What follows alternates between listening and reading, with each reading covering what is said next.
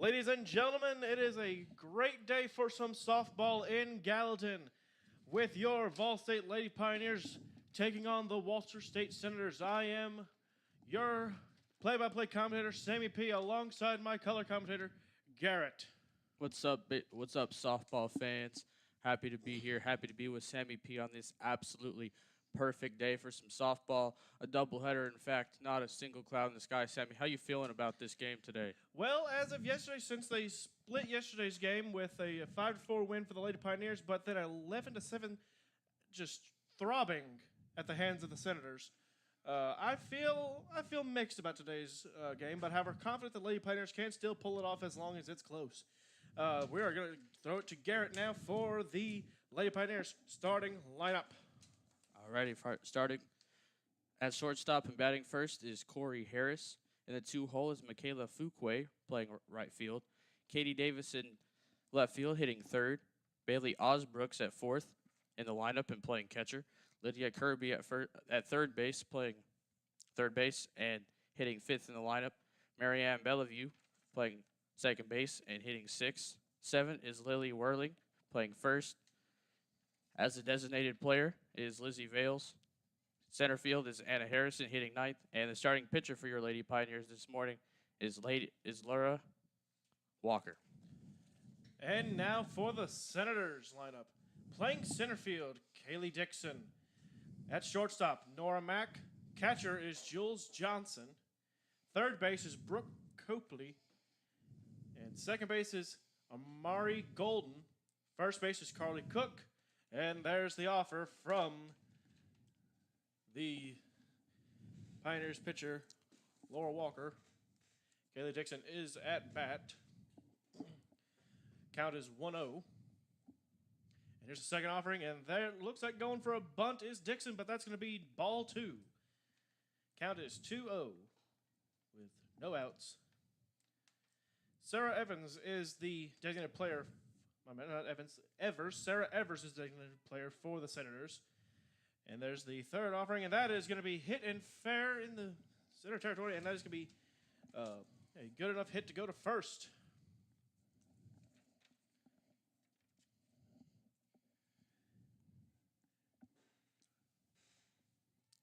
Now up to bat for the Senators is Nora Mack.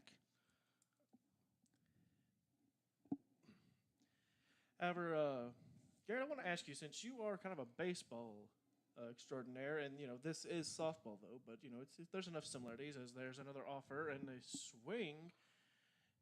It's attempted, but however, there's going to be a stolen base and a strike called. I want to ask you what your thoughts are, kind of on that for the fake bunt approach to then just have a good hit into the middle of the field. I like that approach because it makes the defenders think you're going one way. And there's a bunt, and that's going to be an out at first base for Nora Mack. However, it does elevate Dixon to third. Going back to the bunt approach, you see, Sam, that's when bunting is key, because to get a runner on this early in the game, you want to try to get as many runs as possible, obviously. So to get one across early in the game is great. So I like the bunt approach on that at bat. Well, we'll see where this gets them, as here's the offering, and that is going to be called ball. That is Jules Johnson, who the other day had 4 RBIs in the 11-7 throbbing for the Senators. And there's ball number 2 by Walker. So the count is 2 balls, no strikes, 1 out here at the top of the first. And Garrett. Oh, here's the other offering, and that is going to be a called ball. So 3 balls, no outs. I mean, 3 balls, no strikes, 1 out.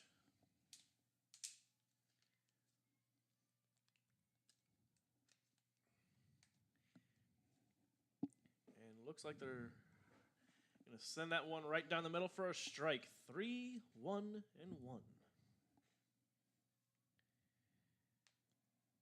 Laura Walker coming in today's game with a record of 9-3, and a 3.87 earned run average. As that ball gets sent way deep out and fouled. Full count. Sammy P, I have a question. Do you know what the status is on foul balls? Could any fan just go over there and get that, or is there a hefty price to pay? I do not know. I have not asked, but it would not surprise me if you can just go get the foul ball. You've called a number of baseball games. It'd probably be similar for the baseball, as there is a pop fly, and that is going to be caught for the out. And that leaves Dixon at third base. Now with Brooke Copley up to bat. That was a great play by Corey Harris, battling the sun. Obviously has the sunglasses on today, but great job to keep the runner at third base. I mean, without a cloud in the sky, you got a pop fly like that. That thing gets lost in the sun as there's a deep drive into center field, and that is gone.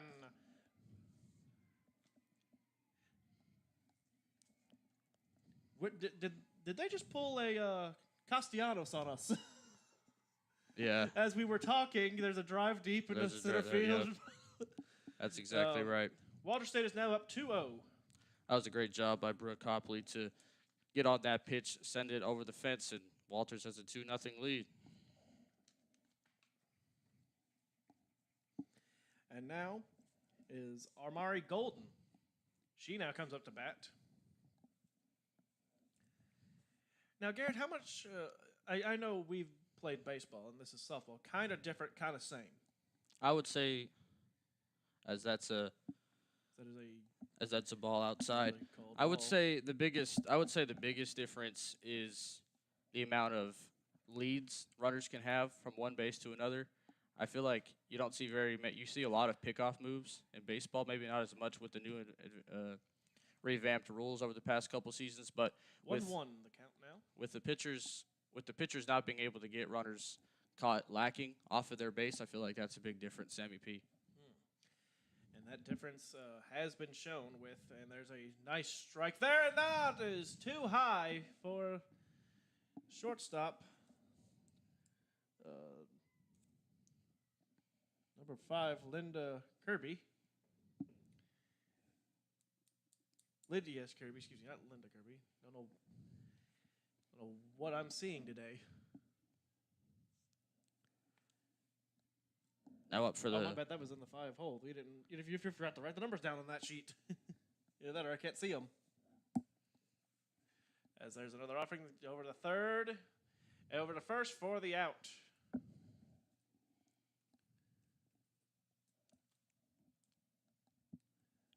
It's a great put out by Bellevue on that play, and that'll stop the bleeding temporarily for the VolState Senators, with the Lady Pioneers up to bat next. We're not taking a break, Garrett. I don't think we are. But while we're in the intermission here, are we taking a break? Okay, we're still live.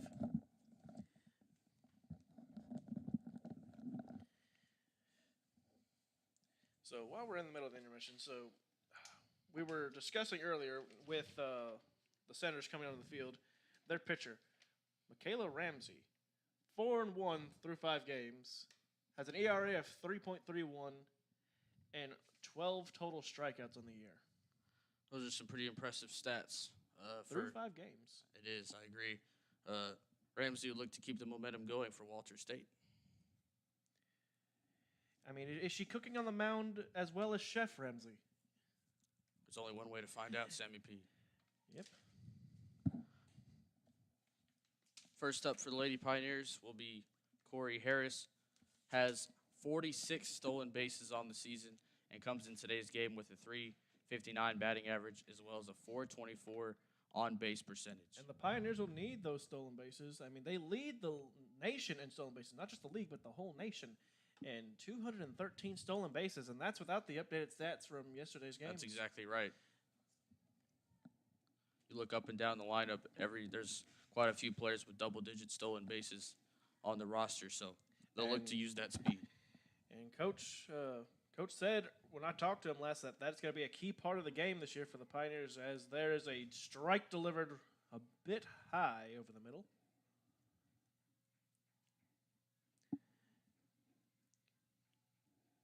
And the Lady Pioneers bench is trying to tear on their teammate. And there's a nice hit, but it's going to be a bit caught short and thrown to first for the out. So not the greatest immediate start for the Lady Pioneers. That's not really what you want, but I do think that they'll eventually get some contact on the ball and elevate it over the infield to get some runners on base. They have battled some adversity this whole season, as they haven't been the strongest hitting unit as they normally have been, as there's another delivery, and that is going to be another out, straight back-to-back outs. 2 pitches, 2 outs as Michaela Fuqua grounds out to the pitcher for the 1-3 putout. I would like to see the Pioneers perhaps take a couple pitches, feel Ramsey out a little bit, see what she's bringing, and see how they can adjust with their plate approaches as this game moves on. And here's the offering. There's a bunt, but that's going to go backwards and go foul. I've never seen a bunt go backwards into foul territory, but I guess that's just kind of the hard luck that's happening today for the Lady Pioneers. Yeah, it's a rough start, but I think Katie Davis, if she can lay one down in fair territory, I feel like she can beat it out to get the first runner on base. And here's the offering for Davis, and that is going to go high for a ball. Count is 1-1 with 2 outs. Katie Davis with 34 stolen bases on the year, as well as 30 RBIs. She's another significant factor on this Lady Pioneers team. I think if Davis can just get to first base, as there's a bunt, and she might just make it to first. That is sent high. She's going to go all the way over to second. And she's heading to third. She's heading to third. Here's the delivery. Is she going to go home? Nope. She's going to stay at third, and that brings up Bailey Osbrooks, don't it? Yes, that's right, Sammy P. As we just mentioned, Katie Davis laying one down in fair territory, forcing the players from VolState to make a defensive play. Unfortunately for them, it was an errant throw and it went all the way into the right field foul territory. Now, from what I've seen with Osbrooks this season, she is a power hitter. So she sent it over the fence before, and she sends one deep, but it is caught for the out, and that will change the sides. So Pioneers started to come to life there at the end, but just a little bit of bad luck at the end got them. Yeah, they've battled this adversity kind of all season. It's just how, ball is. Whether it's softball or baseball, it's just kind of how it is. You just have to move with the ebbs and flows of a game. Mm-hmm. No 2 pitchers are the exact same. That's completely correct. Well, Laura Walker is back in the center circle for the Lady Pioneers. Taking a deeper look at her statistics this year, she's had 88.2 innings pitched as well as 55 strikeouts. Sammy, where do you think that ability to strike out hitters comes from? Probably in what I've seen, just more or less in the delivery and ability to trick batters with pitches. Actually I still do. Let me see here. I think I remember a while ago when I asked some players some questions. I was not able to this morning when I got here. I don't think I was able to talk to her that day. But I asked the pitchers what their best pitch was, but I don't think I was able to speak with her that day. Don't think I was able to speak with Walker. I feel like the key is to be able to paint the edges of the strike zone. Try to make the Walter State Senators team bite at some pitches that they may not be able to get perfect contact on, and just try to get as many outs as possible. And that brings up Carly Cook for the Senators. Brings up Sarah Evers for the Senators, excuse me. And the delivery was a ball.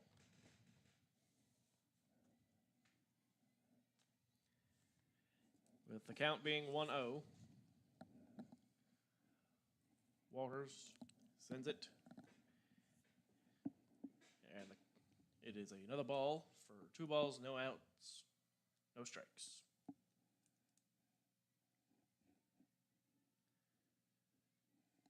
Garrett. Now there's another delivery. Swing! That was a great pitch. That was a great pitch right there, Sammy. Do you think possibly with working the edges too much is why we're getting all these ball calls today? That could be a factor. That could absolutely be a factor, Sammy P. There's another one that is going to be sent flying into the foul net. Happy that we have the net, of course. Obviously, it's a safety reason. But, Sammy, can you imagine if we didn't have this net? Man. Oh, this glass would have been broken a good minute ago. Many years ago. Probably the first game. Probably the first pitch. If I'm not mistaken, they redid this thing, and that is a pop-up. That is going to be into the infield, and that is going to be caught for the out. There's another great play by Corey Harris battling the sun once again. And that now brings up Abigail Taylor. My bad. That brings up Anderson Husley. It's hard for me to kind of read this. I agree, Sammy. Some of these numbers I can't read because it's kind of light, but however, I agree. Sometimes you just kind of have a good day with a pen or not. That's exactly right. I'm not going to blame the coach or anything. I'm just going to blame the pen that the coach happened to grab. Exactly. That offering was a strike. Here's another one, and that ball is sent deep, way deep back, and caught for the out. Who was that back there? You got Katie Davis. That was Katie Davis back there. I don't want to sound like a broken record already just in the second inning, but again, Sammy battling the blazing sun early in this game. If they can develop a healthy habit of being able to see the ball, I feel like fielding should not be an issue today. And now that brings up Abigail Taylor now, who immediately sends a ball down and foul.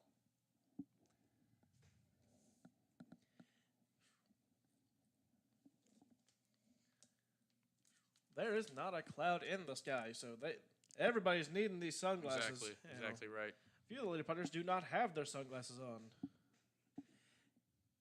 And that offering is sent for a ball. 1-1 is the count with 2 outs.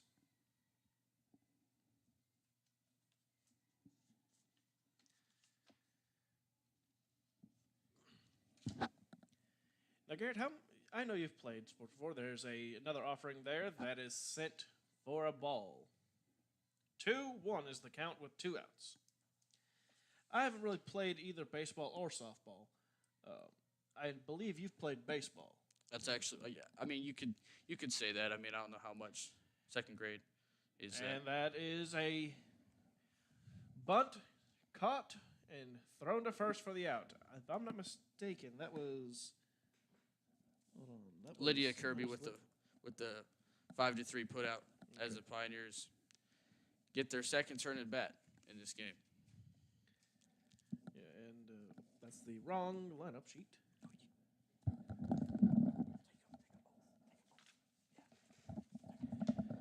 Who is up for the Pioneers? So here's Osbrooks at bat last time. It would be Lydia Kirby. Lydia Kirby enters today's game with a 476 average as well as a 584 on-base percentage, boasting 76 RBIs.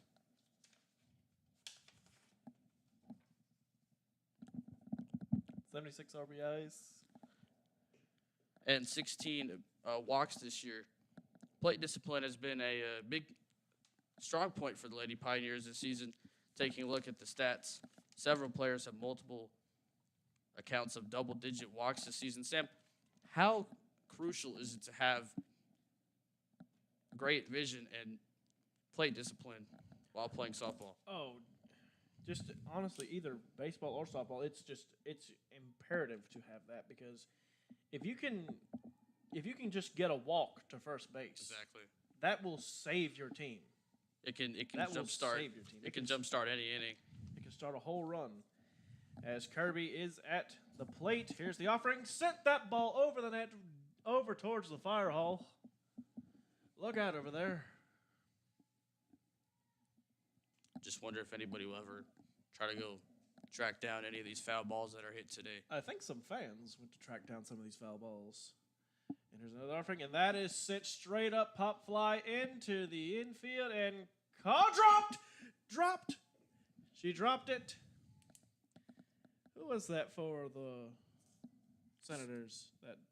I believe that was Nora Mack out at short. And she doesn't have her sunglasses on. That sunglasses can make or break dealing with the sun. And that's a prime example of that.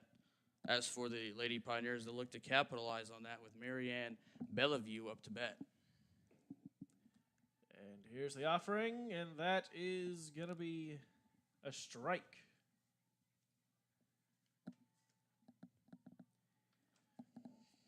And the Pioneers bench, although they have no points in the bottom of the second, they are fired up and hit by a pitch, and that is going to be sending her over to first.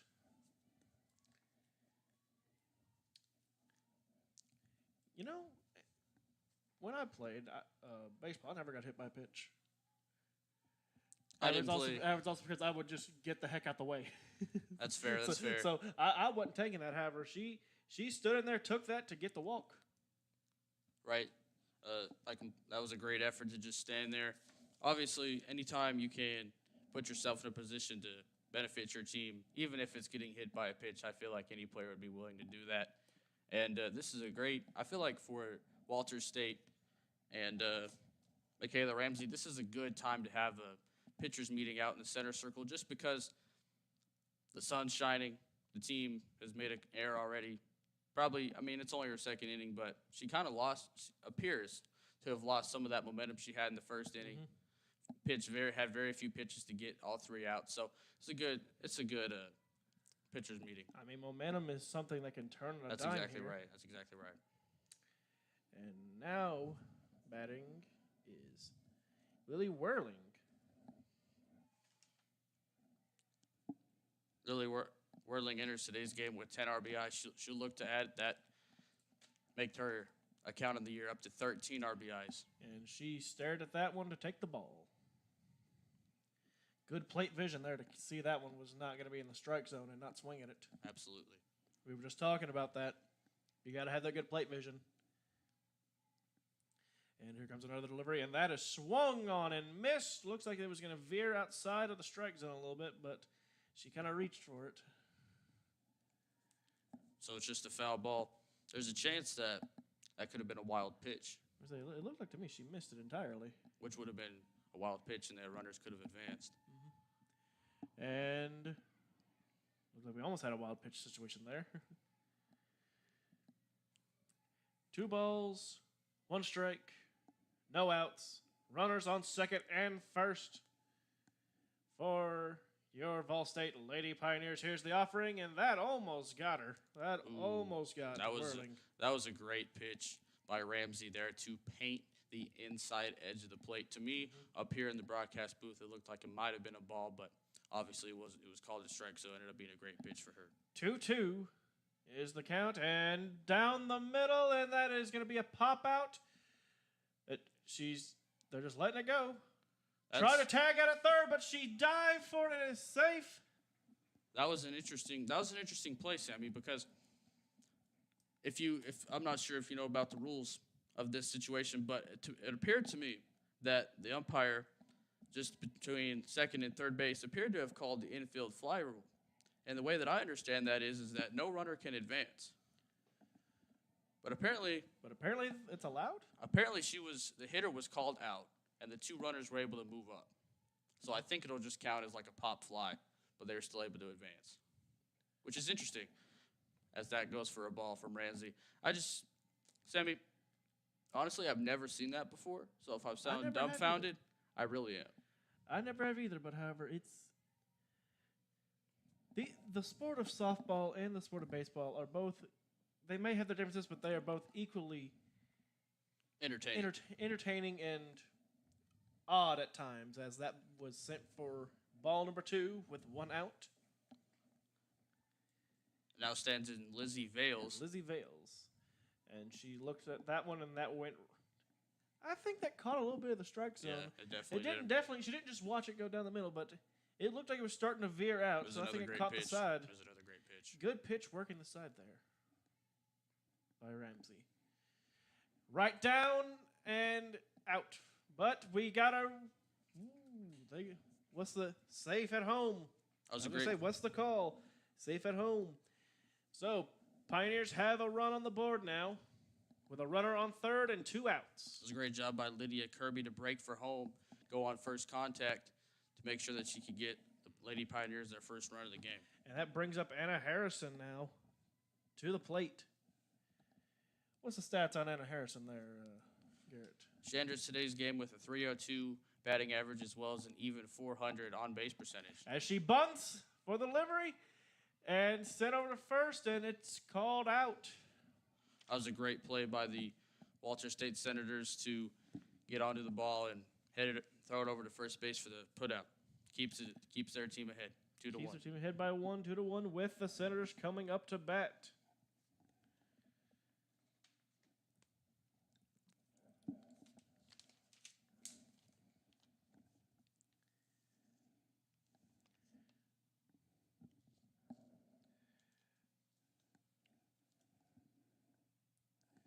Now, Garrett, even though it was very long ago for, honestly, both of us to play baseball, what position did you play? Did you play out in the field? Well, I was in a league where it didn't really matter. It was like coach pitch, like slow pitch softball, so it wasn't even you couldn't even call it competitive. But there was a rule where everybody had to come back and touch home. I'm not really answering your question. Let me answer your question. The answer to your question is I probably played everywhere.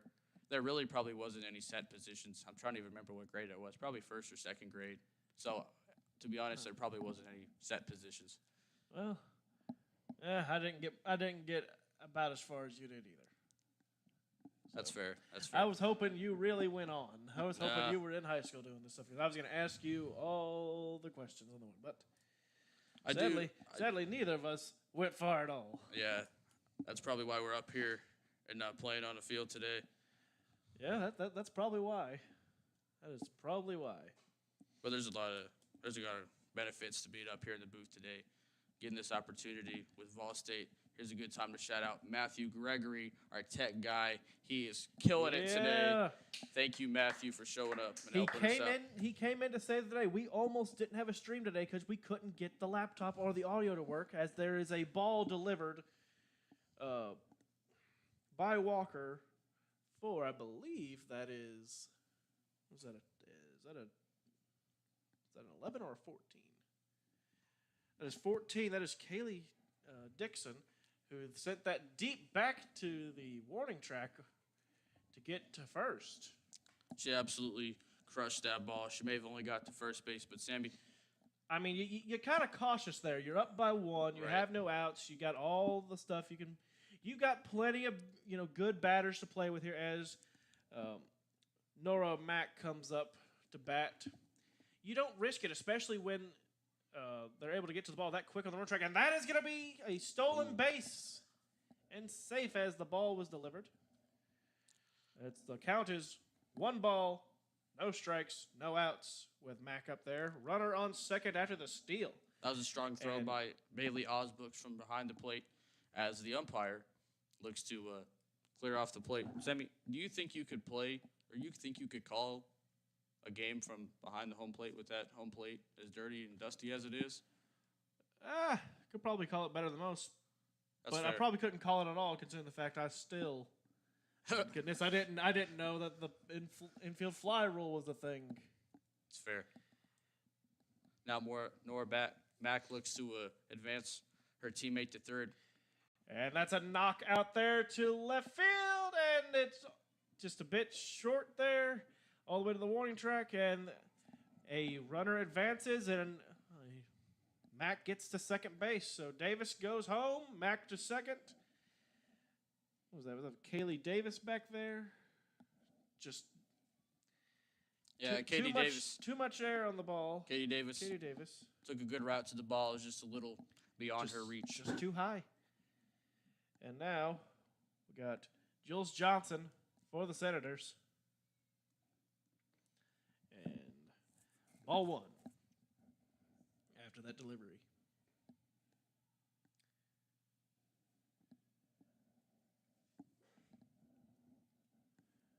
And here's another offering. That's going to be ball 2.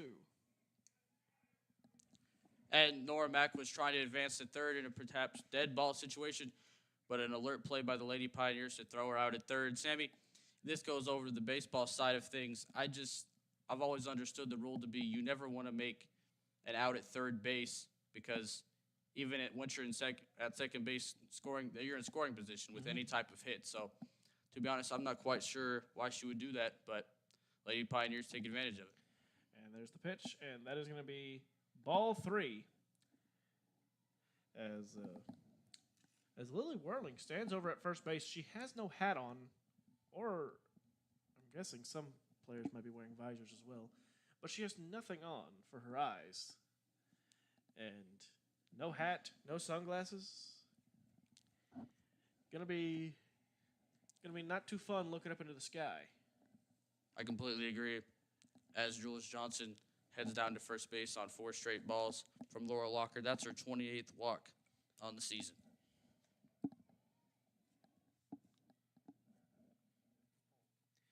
And that brings up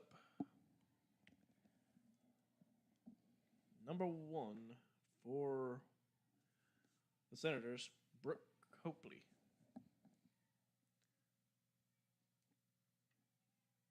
And here's the pitch. Swing and a miss for a strike.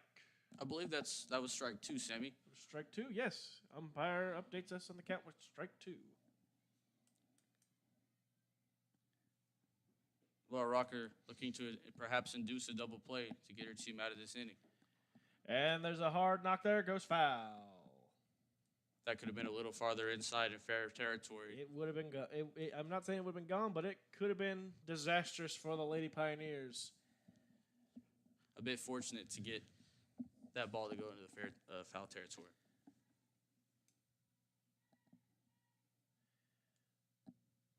Sometimes you need some luck on your side, as they had bad luck in the first inning. And there's another delivery, and that is going to be ball 1. Trying to get Copley to chase it.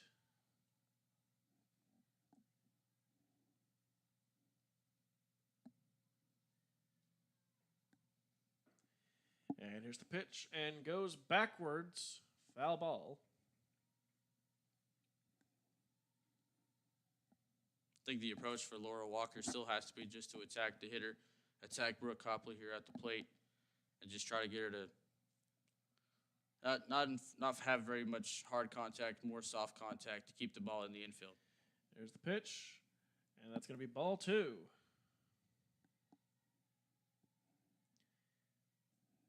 That one was a little bit high, but however, I'm not here to critique the pitcher, as I didn't even pitch when I played. That's fair. Baseball. That's fair. And heck, softball pitching is different than baseball pitching, as it's underhanded. And there is strike 3. That was a great pitch by Laura Walker. And that brings up Amari Golden. Remind me of what Amari Golden did earlier the first inning. She smoked the ball to straightaway center field for a single. Well, is she going to do it again, as there's strike 1? This is the benefits of having a 2-man booth, because the last time I did this, there was a lot of dead air between the pitches. It's the good thing about having a 2-man booth, as there's another delivery, and that's going to be ball 1. Or is it strike 2? Ended up being strike 2. There's another great pitch by Laura Walker as she looks to make one more pitch to get out of this inning. Looked a bit high to me, but however, I am just a guy in a booth. And there's ball 1.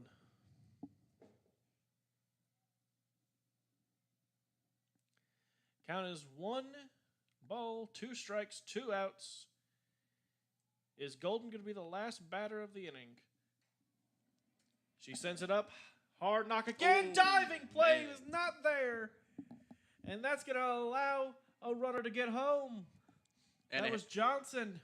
Anna Harrison gave it absolutely everything to try to get to that ball. You got to applaud the effort. She gave it her all, but sometimes somebody else gave their all, and that person's sometimes your all is not as good as somebody else's all in that moment.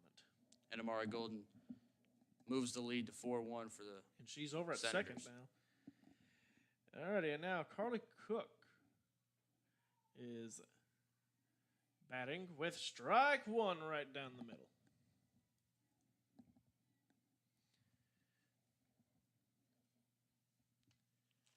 It was a really nice day. Got some people in the crowd here. Got some people over there sitting on the lawn chairs as ball one is delivered. That's a good observation, Sammy. There's quite a few people here today. No better way to spend it than watching some softball in Gallatin. Oh, no better way. No better way. Just remember, if you're here watching, stay hydrated. Get you some water. It is warm out there as the delivery comes through with ball two, 1 strike, 2 outs. And that's even if you're watching us on YouTube, the VolState Sports Network. Stay hydrated, as Sammy P just said. It's a big key. Or just find air conditioning. That's another big. I like that. That's We a good have point. technology, Garrett, as there's ball 3.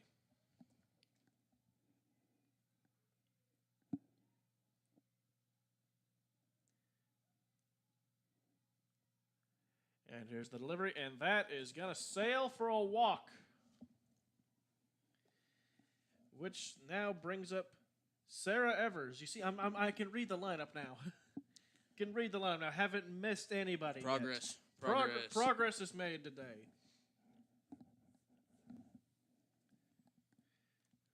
Now, if I'm not mistaken, Evers in the first, flew out? At 6? Popped out to Popped out. shortstop. Popped out to shortstop as there's delivery, ball 1. This is starting to look like this is starting to give shades of yesterday's second game. But the Lady Pioneers have come back from worse situations, and there's a low, just kind of rolling hit. And Great play by Marianne Bellevue to reach out with her glove. It appeared as if she flipped it with her glove to her infield teammate, Corey Davis, to get the force out. To get the out at home, too. It looked like it was about to go the other way, but I'm impressed there. That was a great play, and that was a great job by the Lady Pioneers to stop the bleeding temporarily to keep the score at 4-1.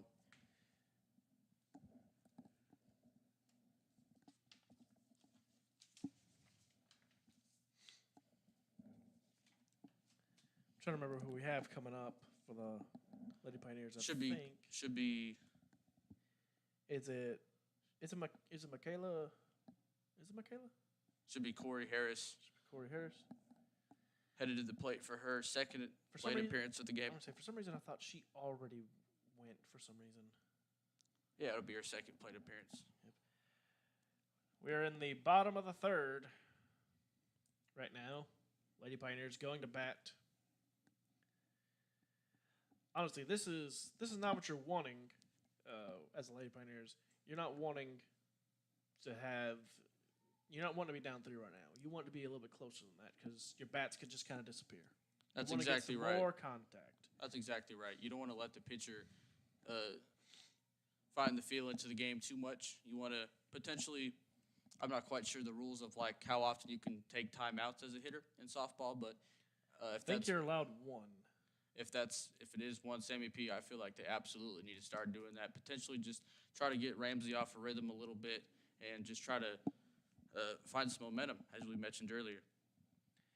And here's the offering to Harris, and that is sent right over to the shortstop and thrown to first for an out. And as we see, hold on. Nora Mack has found sunglasses. That was a big key on that play. That was a great play with her glove to stop the hot shot up the middle. I guess after dropping the pop out in the first, she's decided to grab some sunglasses. Nora Mack has, as there's another offering for Michaela. That is 1 strike with 1 out.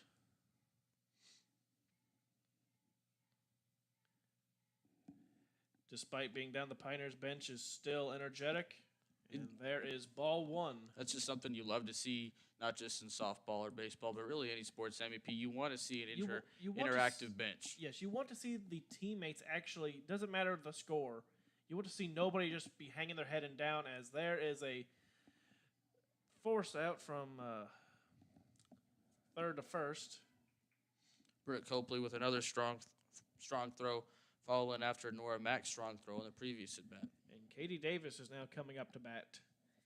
This is definitely not the situation you want to be in when you're the third spot at all. That's exactly But right. I mean, wait, Katie Davis got on base before, That's true. leading to Osbrooks to send something deep. Oh, another infield error. I'm not sure. I wouldn't know. I think it might take a bad bounce looking back on it, but to me on the immediate watch, it looked like it hit her glove and just Right. bounced out of I it. completely agree. We're not the official scorekeepers. So yeah, it doesn't halfway matter what we say for that. That's a good point. But you appreciate the effort from Katie Davis to get another solid contact on the ball and reach reach first base for the second time this game. And Bailey Osbrooks sent it. That is a bad bounce, and it gets Katie Davis to second, and Osbrooks to first. It appears that was another error by the Walters State. Actually, that one didn't look on error. That one looked like it just bounced weird and almost knocked out the shortstop. Well, it was back-to-back. It was back-to-back plays with incredible odd hops, right, Sammy P? Yes. You just wonder, like, are there little pebbles that the softball's hitting out there to just turn on a dime like that? I don't know. Do we have to do an investigation? Is the coach putting pebbles out there? I don't know, Sammy P. Oy. And we have a stoppage. It appears that they're evaluating Nora Mack. Perhaps the ball. I think it might have did get her. I think so.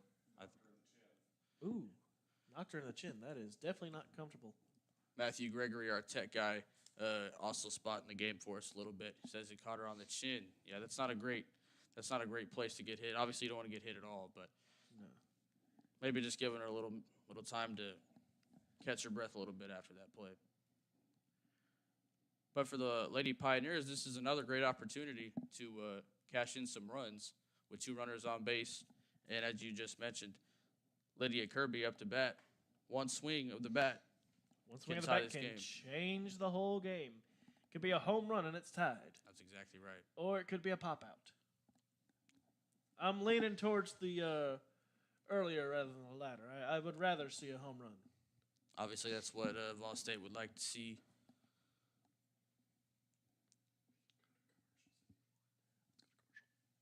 And while they are checking on Normac, we are going to go to commercial real quick. You are listening to the VolState Sports Network on YouTube. The volunteer state has always been home to pioneers. Dreamers and hard workers blaze their paths here. From the TVA to Mountain Dew to touchscreen monitors to the Grand Ole Opry, Tennessee has been home to innovators, creators, and entertainers.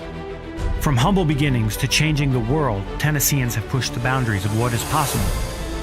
We pioneer healthcare, infrastructure, engineering, and product development. At Volunteer State College, we've developed our degree certifications to carry the torch of Tennessee's success with flexible options to help you blaze your pathway. We are searching for pioneer-minded students who are on their own journey of growth. Learn how these pathways are shaping the future of Tennessee. Like those that have come before. Blaze your pathway. Your career awaits. Vol State.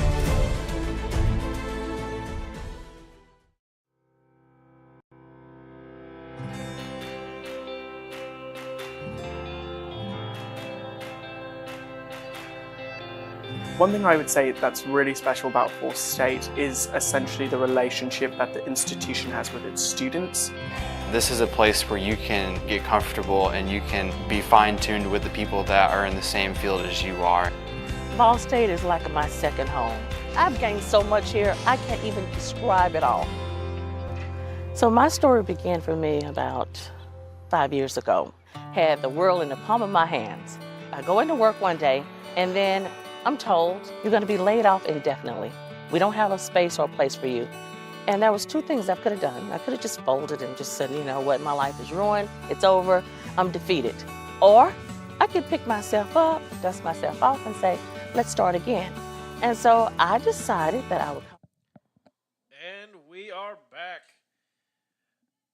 with your Vol State Lady Pioneers taking on the Walter State Senators. Nora Mack appears to be back in action for the Senators.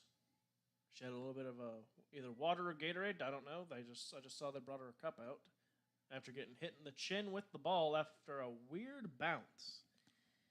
And that's good to see for Laura Mack to stay in this game. Very much is, as she's kind of had a rough start to it, dropping that pop out for not having sunglasses, and then making a great play after that, and then getting hit in the face with the ball. Kind of had a little bit of a rough start, but as there's the delivery for a strike to, who was that, Lydia Kirby batting, and there's another delivery for ball 1. So if you're just now joining us, the count is 1 ball, 1 strike, 2 outs for the Lady Pioneers, with runners on second and first. And here's another offering, and that is going to be strike 2.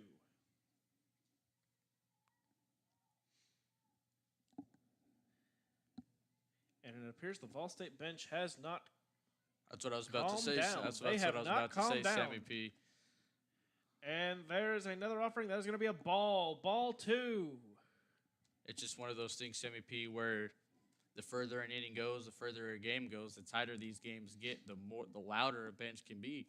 You love to see the atmosphere of these type of games. Where's the energy from the Walter State benches, I want to know. And there's a nice drive. That's Great going to the corner. job. It's fair. And that is Katie Davis coming around the corner. Osbrook's going to third, and it bounces. Osbrook stays at third. And Lydia Kirby got to second. So that is now the Senators leading 4-2 with Katie Davis getting home. 2 runners in scoring position for the Pioneers now. Maybe that little break is what they needed to think on something. Think on a strategy. That's exactly Or right, maybe Sammy it was P. enough to get Ramsey out of her rhythm. That's another, yeah, exactly right.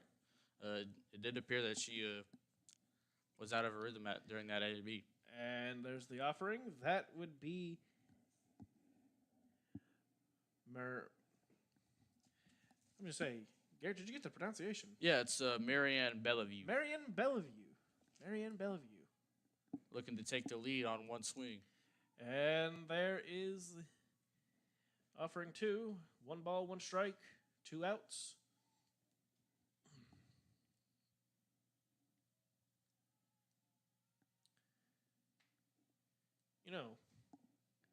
I was thinking during the break when those commercials came on, as the offering comes through, that's a swing and a miss for strike 2. Just kind of looking around on the field. I'm just noticing that the field's been really maintained, especially since it's been raining the That's past a good point. few That's a days. good point, Sammy. I saw every day leaving, they had the tarp on it with the big old plastic weight on there. There's a nice drive that drops in the outfield, and that's going to get Osbrook's home, and that sends Davis back to third with Bellevue at first. So Senators up by 1, 4-3 with 2 outs, and that brings up Lily Whirling to bat. Back-to-back hits for the Lady Pioneers from Lydia Kirby and Marianne Bellevue to shrink the lead, shrink the deficit down to just 4-3.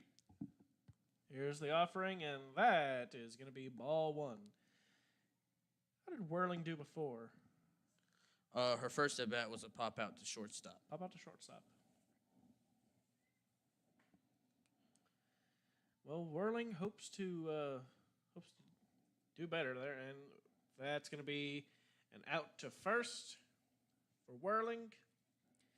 And the change of sides coming up, and that is going to take us to the top of the 4th. We're going to have a break. You're listening to the VolState Sports Network.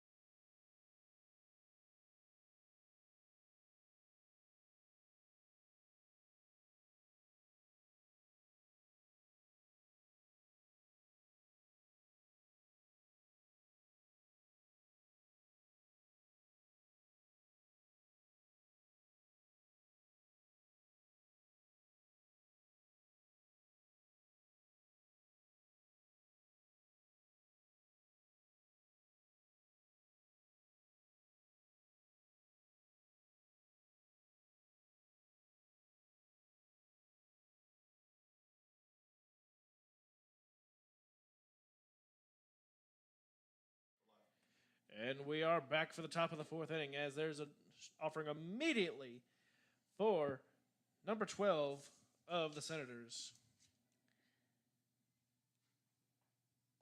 I am trying to find that because that is very faded. Anderson Hughley. And that's a ball, and then there's a swing and a miss for the strike. And Garrett, as we were discussing during the break, the records for these teams. Walter State comes in today's game after the split from yesterday's game with a record of 30-6. There's a nice hit caught by third baseman. Great job by Lydia Kirby to get another third to first put out.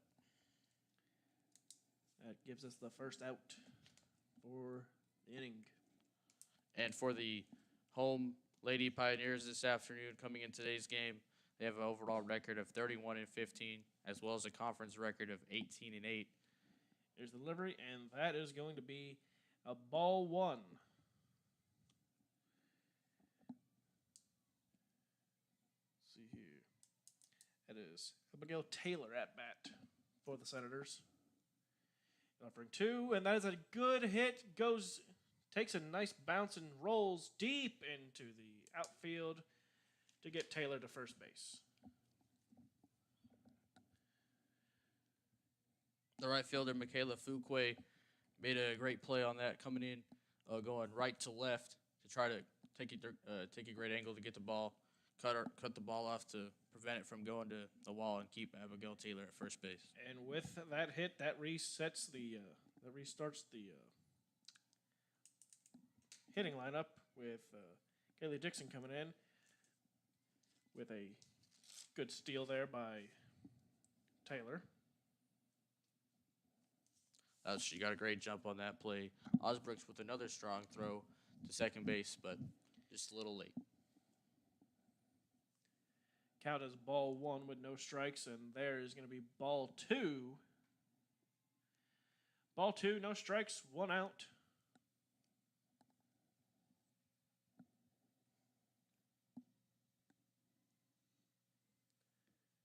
And here's another offering, and that is going to be hit to first, and that's going to be a tag out.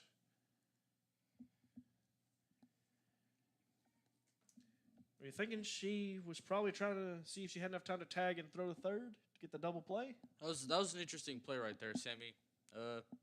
Maybe she just thought that she didn't want to run back to first base. I'm not quite sure how to analyze that play, but it was a heads-up play to just go ahead and take. I would say it's a safe play to just go ahead and tag the runner. I'm going to say, I think Whirling was just about there at first for that, so she probably could have chose either, and that is going to be a foul ball. That was close, Sammy. Nora Mack, after getting hit in the face by the ball earlier, having her first at-bat since then. And here's the offering, and that is going to go for ball one. So we got one ball, one strike, two outs with a one-run lead for Walter State. If Laura Rocker can go ahead and retire Noir Mack, that would be a big out for the Lady Pioneers to keep the deficit at just one run. I mean, good night. It's going to keep the game low scoring too, and that's what I think the Lady Pioneers would want, because when this got to be the double digits, they couldn't keep up, and there's strike two.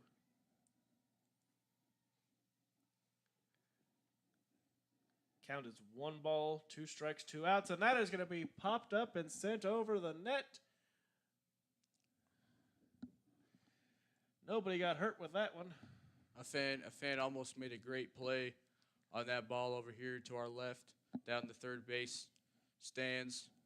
Now we have a player from the Lady Pioneers going to retrieve it. I think I might have just got an answer to my question. I think we got an answer to our question earlier. Yeah, I guess the fans aren't allowed to keep the foul ball, Sammy P. Oh, well, it's understandable. Yeah. And there's the offering, and that is going to be ball two. I know the rules. I know the status about the baseball foul balls. Tim Reese, another great commentator for VolState Sports, told me that it actually costs money to go get a foul ball. So Costs money to go get one. Really? yeah, As there's a delivery, we have a full count. Everything's a full count. Something's got to give here. 3 balls, 2 strikes, 2 outs. Something gives here. Laura Rocker looking to be the one to retire Nora Mack. And here's the offering, and hit deep well into the outfield. Caught! Wow. For Wow. the out! That was a great play. Michaela Fuquay with maybe potentially the play of the day, Sammy P, to keep that runner at third base, to keep the runner from scoring.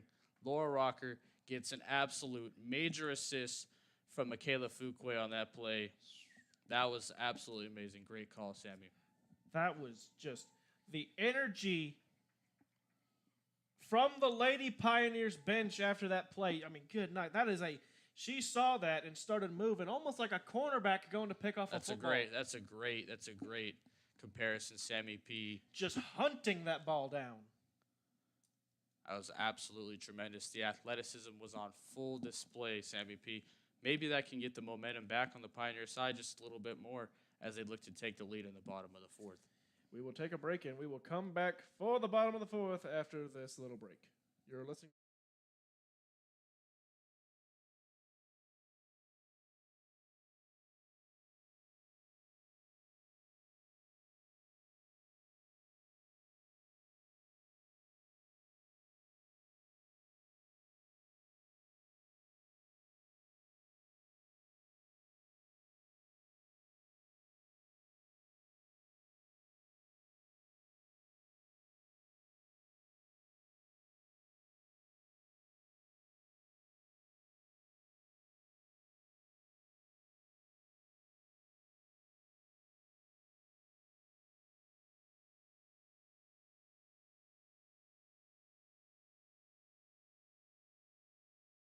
And we are back with your VolState Lady Pioneers looking to take the lead on the Walter State Senators.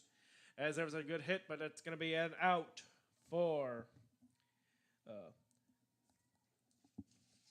that would be Lizzie Vales, which brings up Anna Harrison. How'd Harrison do on her last time out here? It was a 1-3 put out from the pitcher to the first baseman. Alrighty, and here's the offering, and that's going to be a ball with 1 out. The energy never goes away from the Pioneers bench. I wonder if that energy travels with the Pioneers. It has to, Sammy P. And there's a hit, and that's sent straight to the first baseman, but that's going to be bobbled and then recovered for the out.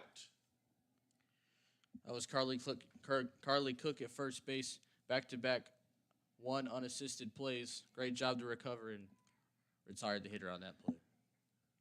We'll see what happens now, because the last time the Pioneers had 2 outs on board, they managed to get 2 runs out of it. That's exactly right. Maybe they have to be in a pressure situation because, I mean, pressure makes diamonds. That's a good point, Sammy P. Maybe they got to be under pressure to play perfect. As there's a strike, because that resets the batting order. We got Corey Harris now up. She has a strike, and looks like it's going to be a ball. So 1 ball, 1 strike, 2 outs. Corey Harris up. I think the last time she was up, she had a pop out, if I'm not mistaken, right? It was put out by the shortstop. She's able to get to first. Corey Harris with the strong comebacker to Michaela Ramsey. Michaela Ramsey reacted to go to catch the ball, but she was unable to catch it as the ball carried him down towards third base. And Corey Harris reaching base for the first time today as the Volunteers, Lady Pioneers, look to take the lead. And now Michaela is up, and how did Michaela do? I mean, she just had that astounding play. Let's not forget that. She just had that astounding play out there in the outfield. And Michaela, here's the offering. That is going to be a stolen base, and is that going to be considered out or considered safe? It'll be safe, Sammy P. I didn't see a signal from the umpire. The fielder at second base dropped the ball. So you can't be recorded out if you don't, maintain possession of the ball. That's exactly right, Sammy P. That was a fortunate break for the Lady Pioneers because now Corey Harris stands on second base. And It's going to be ball number 2. 2 balls, no strikes, 2 outs. And for the Walter State Senators, it's almost said they had the playbook of the Lady Pioneers because there was a pitch out on that last play. Yeah. And 3 balls, no strikes, 2 outs. I mean, you think you got a strike to play with here. Do you swing at something if you're Michaela? Yeah. Do you swing at something? That was a good take. Oh, they called it a strike though. It was a good pitch. It was in the bottom corner of the strike zone. It was a good pitch. It was a very good one. I mean, Ramsey's trying to work the edges of the. As there's the offering, and that is going to be full count now. Something's got to give here. 3 strikes. 3 balls, 2 strikes, 2 outs. And here we go, and that is going to be a walk. Good eye by Michaela Fuqua. So Katie Davis is now up here, who started the run the last time in this similar situation. That's exactly right. Similar situation, except she had nobody on base with 2 outs. Does this add any pressure, you think? Actually having some teammates on base right now. Does this add pressure? Or do you think having 2 outs and nobody on base is more pressure? What do you think? That's a really tough question because with 2 outs and nobody on base. As that was a called strike. That looked like it was a little bit outside the strike zone. I do agree, there. Sammy P.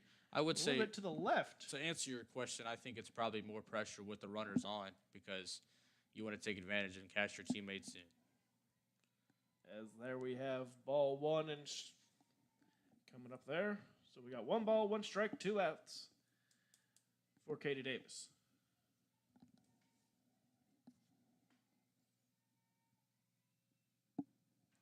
And there's a solid knock, but that's going to be an out at first from the shortstop. And we are now going to change sides and take a little break here. You are listening to the VolState Sports Network.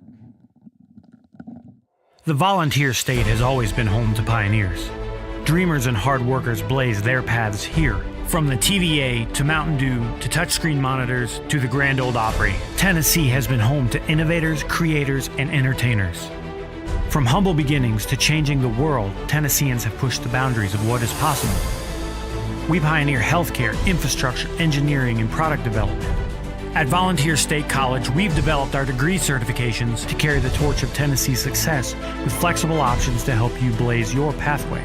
We are searching for pioneer-minded students who are on their own journey of growth. Learn how these pathways are shaping the future of Tennessee. Like those that have come before. Blaze your pathway. Your career awaits. Vol State.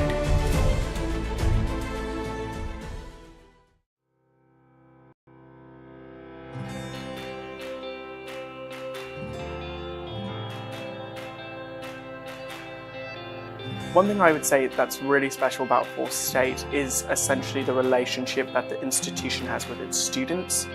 This is a place where you can get comfortable and you can be fine-tuned with the people that are in the same field as you are. VolState is like my second home. I've gained so much here, I can't even describe it all. So my story began for me about 5 years ago. Had the world in the palm of my hands. I go into work one day and then I'm told you're going to be laid off indefinitely. We don't have a space or a place for you. And there was 2 things that I think it's Johnson. And we are back with your Vol State Lady Pioneers now pitching, and there's a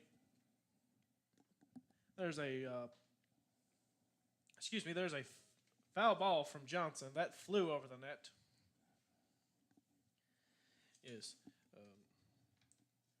It is Jules Johnson up for the Lady Senators.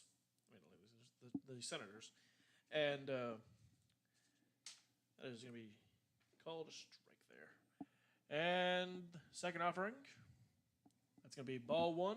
So the count is 1 ball, 1 strike, no outs. The Senators are up by 1 right now. It's 4-3, and we are in the top of the 5th. And there's another offering. While I'm talking about that, there's flies out. That is going to be technically a strike 2 with that foul ball. Hopefully nobody got hurt. It went towards the foul hole. Garrett.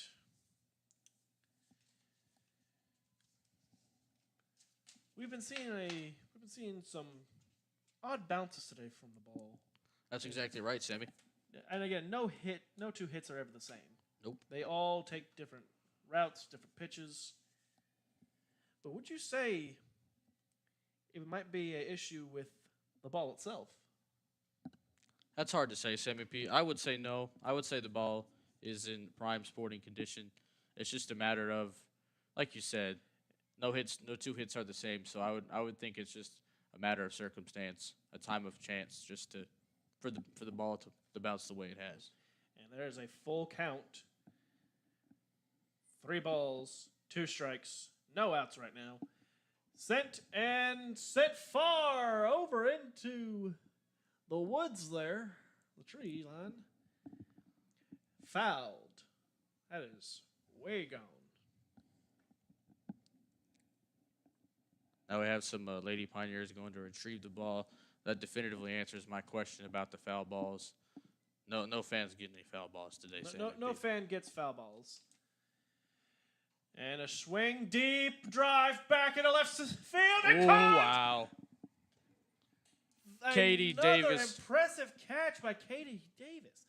First we had Michaela Fuquay in right Michaela field, Fuquay. laying out. Katie Davis going up against the wall to bring it back. Michaela Fuquay laying out like Devontae Adams trying to make that catch. Goodness. We got some web gems. We need to hit up ESPN today. Try to get on the top 10 plays. Yes, and here's the livery that is for Brooke Copley. And it's going to be called a strike. So 1 out, 1 strike. Copley is up, and that is going to be sent foul.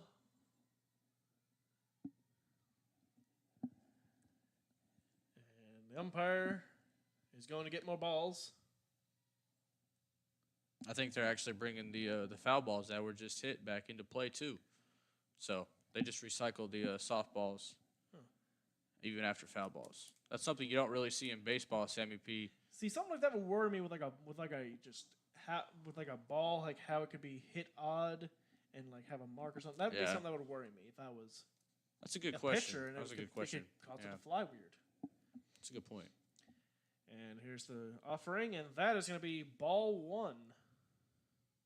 So the count is 1 ball, 2 strikes, 1 out. If you're just now joining us, welcome to VolState Sports Network. I am Sammy P, your play-by-play color. My color commentator, Garrett. As there's another foul ball sent straight over the press box here. Wonder if it knocked that would-be out the air finally. Maybe. I saw it kind of go over us here. Hopefully it knocked it down. Nope, it appears it did not. It returned. We need to do something about the would-be's over here. It's going to put a bunch of holes in that staircase that's there a good point. as there's another offering. 2 balls, 2 strikes, 1 out.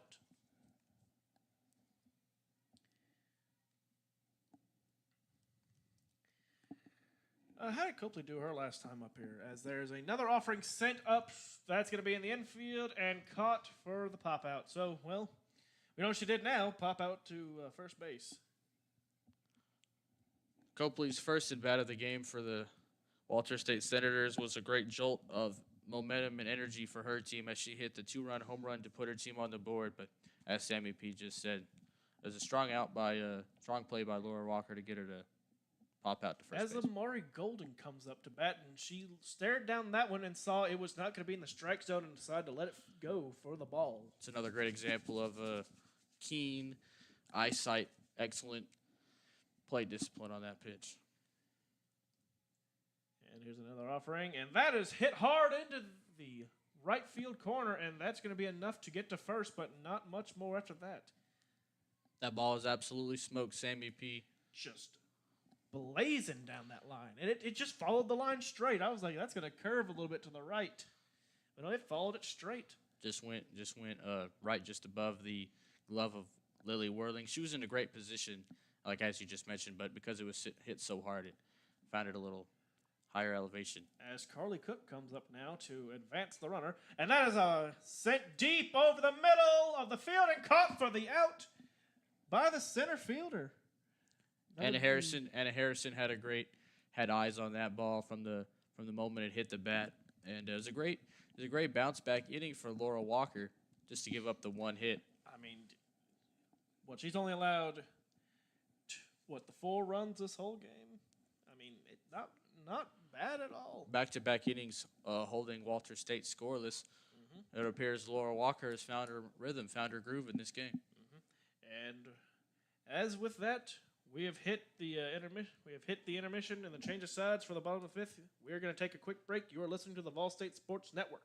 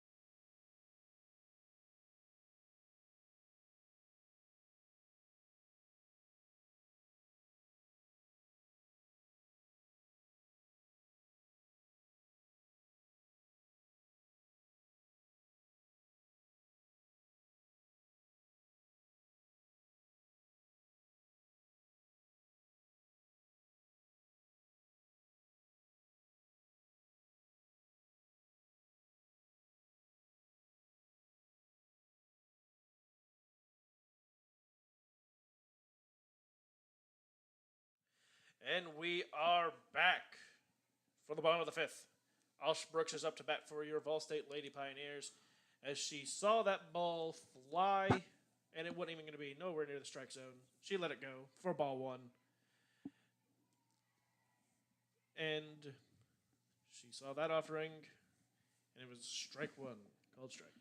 Looked a bit high to me, but as we are kind of elevated in the press box, a lot of stuff looks high as there's a nice roller, but it's an impressive play made by the second baseman. Who was that for? Amari Golden flashing her own glove, showing some leather on that play, not caring to dive into the dirt. Just an impressive take a hit away. I mean, it's hard to beat that one. So now we got Lydia Kirby coming up at bat. How did Kirby do on her last out? As the first offering is a wide ball. Lydia Kirby provided one of the biggest plays of the game for the Lady Pioneers on offense with a RBI double in her last at bat. You know, even though the Pioneers have been allowing Walter State to get away with 3 7-pitch innings with all the quick outs. Is Ramsey getting tired? Because that ball, I mean, Stevie Wonder could have seen that was a ball. That was nowhere near the strike zone. Well, that's a good question, Sammy P. You wonder how much a factor of stamina will affect your pitch control. But I do think that the more it just comes down to the amount of pitches that the Lady Pioneers see out of Ramsey's hand, the more pitches that she has to throw, whether they be balls or strikes, Sammy, I feel like the more pitches they have to see, it'll affect her stamina the most. And 2-2's the count with that offering. That is sent foul. So count remains 2 balls, 2 strikes, 1 out. The score remains 4-3. The approach by Lydia Kirby was great there to protect the plate with 2 strikes to keep the AB alive.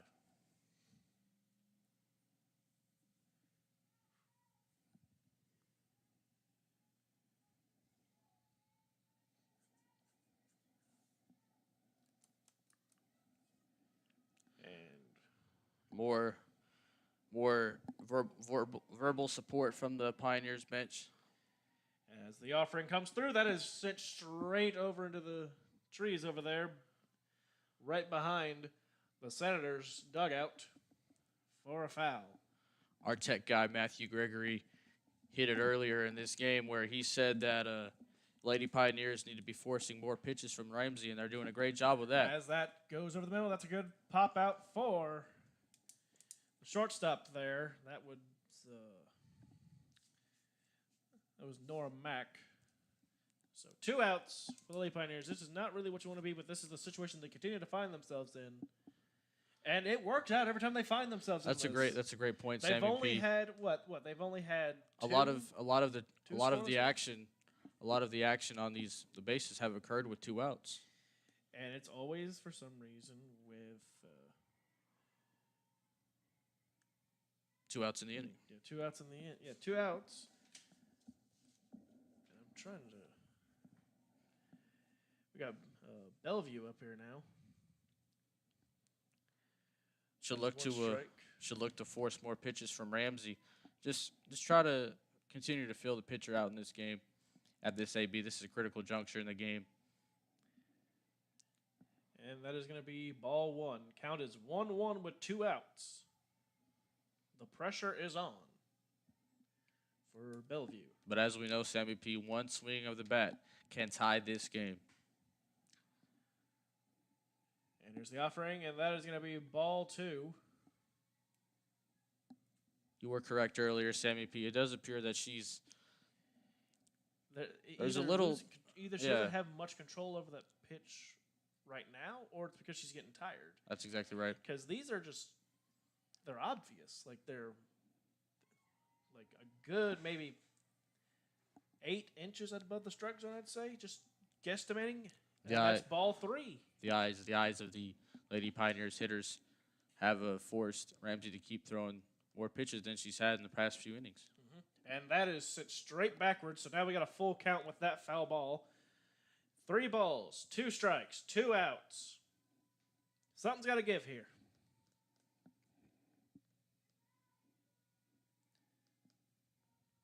A little bit of readjusting the glove and arm sleeve there. And here's the offering, and that is going to be sent right over to first base for the out.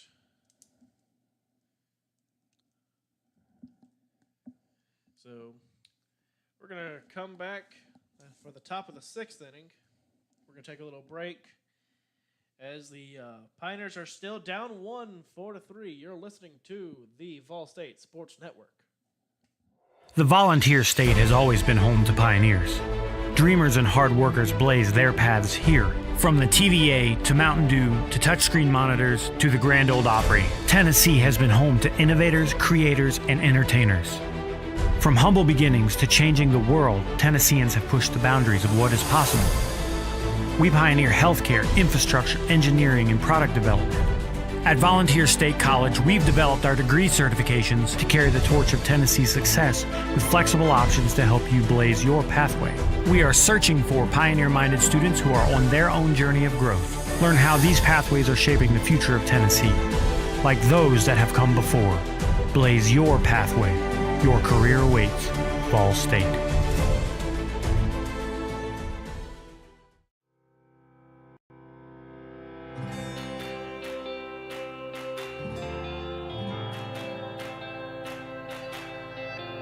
One thing I would say that's really special about VolState is essentially the relationship that the institution has with its students. This is a place where you can get comfortable and you can be fine-tuned with the people that are in the same field as you are. VolState is like my second home. I've gained so much here, I can't even describe it all. So my story began for me about 5 years ago. Had the world in the palm of my hands. I go into work one day and then I'm told you're going to be laid off indefinitely. We don't have a space or a place for you. And there was 2 things I could have done. I could have just folded and just said, you know what, my life is ruined, it's over. And we are back with your VolState Lady Pioneers taking on the Walter State Senators as Sarah Evers sends a nice knock out to deep left field to get to first immediately.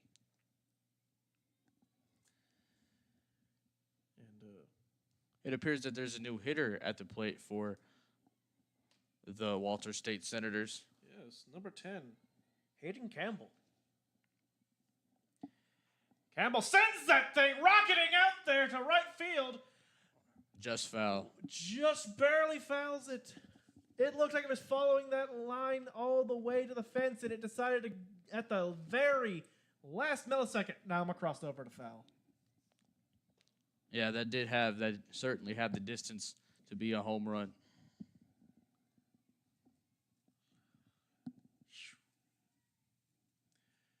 And another offering. So the count now is no balls, 2 strikes, no outs, runner on first. Campbell at bat. Waiting on the offer. Here it comes. Wide for ball 1. You think Walker might be starting to get tired too? It's just a matter of time, Sammy P, for players to start to tire out just a little bit. Hopefully she can rein in some control. Here's the other offering. That's going deep left field. Caught for the out. And that's going to keep Evers at first. Now we're having a pitching conference out here in the center circle. Zach head coach Christian Lynn out there. I wonder what this discussion is about. What do you think it is, Sammy P?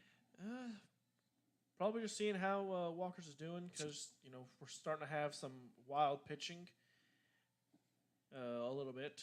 Not too much, I would say, but, just checking on her, make sure everything's good. Seeing if she needs water, break, relief. They are warming up in the bullpen. That is double zeros for the Pioneers. That would be Caitlin Davis, who is warming up over there in the bullpen.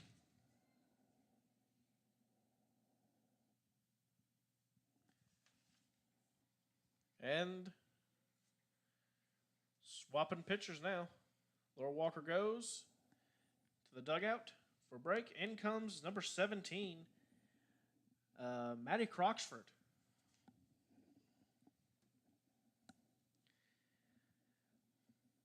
Not mistaken, I think I actually talked to Croxford last time I was here. Yeah. I did. See if I can find some of the questions I asked her. Yeah, Croxford, in her opinion, for her best pitch is her changeup. And she likes to come in down. That's a good. So this is her ideal situation. Yeah, that's a great attribute to have, Sammy P, because anytime you can come in cold, well, not really cold after you warmed up a little bit, but come in with your team down, try to take the momentum back. I feel like that's a great attribute to have. Shout out to her parents, Ben and Amy Croxford. Can she save the day for the Lady Pioneers? As we have for the Senators at bat, Abigail Taylor.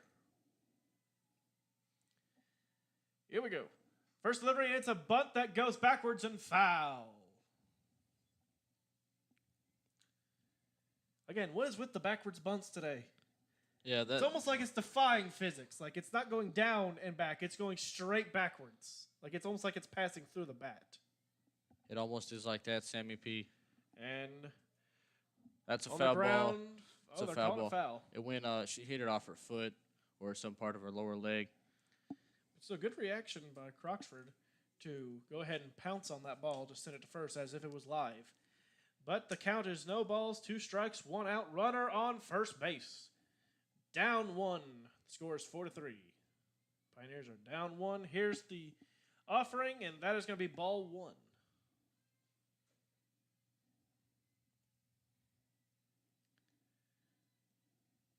Even with the new pitcher and the energy from the Pioneers bench is still up there. However, now I think we're starting to see some life from the Senators bench too, and that's going to be a pop-up, and that is going to be reeled in by Lydia Kirby. That's 2 outs now. 1 more needed to go ahead and end the top of the 6th inning. And that restarts everything with Kaylee Dixon coming up now. Ball 1 is the first offering.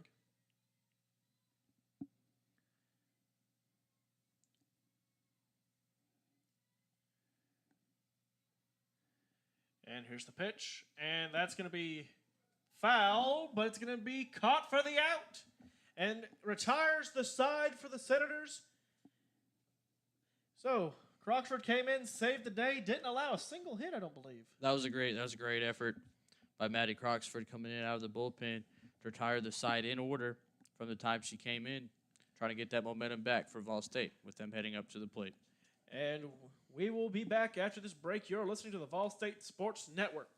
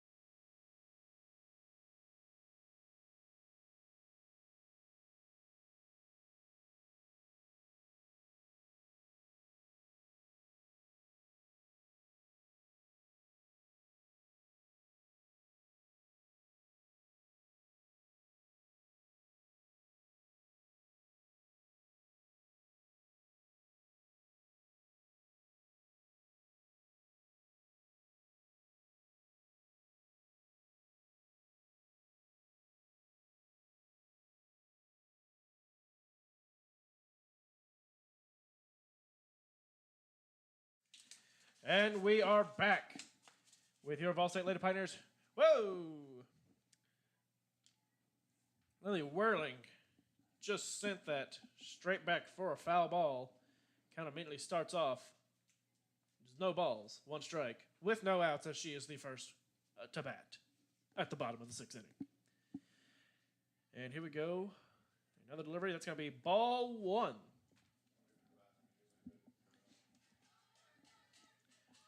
And you can just hear the energy from the VolState bench. And here is another offering that goes. That's a good bounce. It goes into the middle.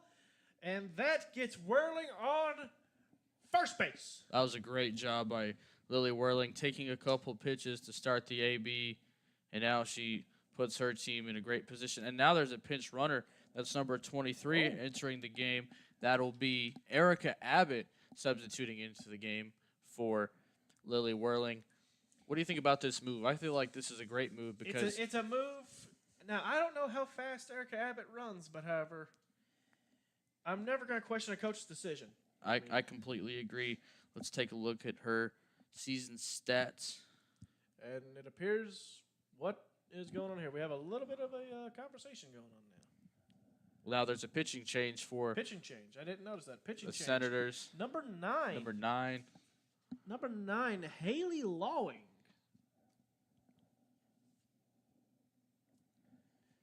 And so with that pitching change, I'm guessing finally Ramsey got tired. I think so.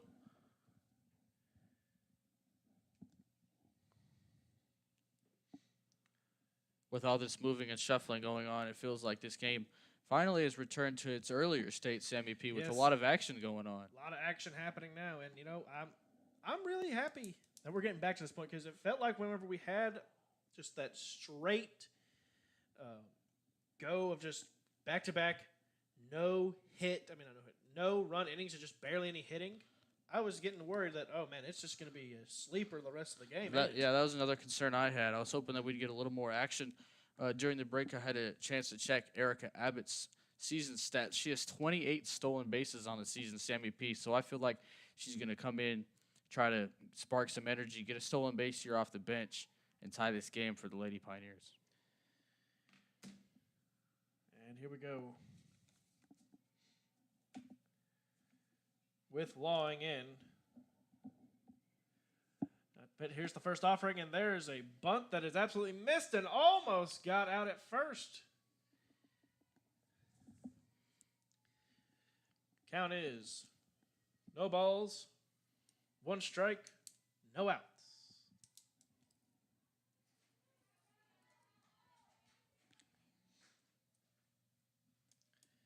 And here is another offering. That is going to be sent up there. And that's going to be ball one. Lizzie Vales.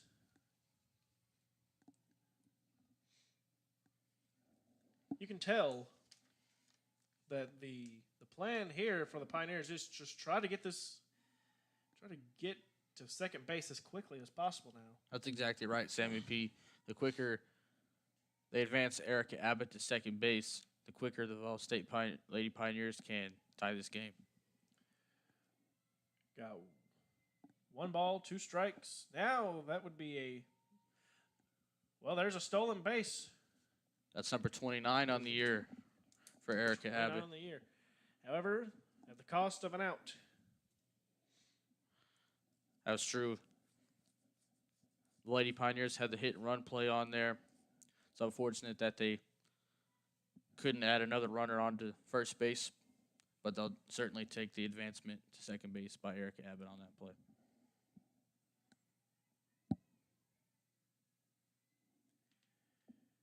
And here's the pitch. Going to be called a strike. Looked like that one was a little bit far out of the strike zone to me still. But Anna Harrison at bat. Here she was going for a bunt there. It's going to be strike 2. Looks like they're just trying to move strictly based off of stolen bases and speed today with the Pioneers. That has been the game plan for the majority of the season, but would like to see some contact. There's a ball. Ball 1. Good take by Anna Harrison there to extend the AB.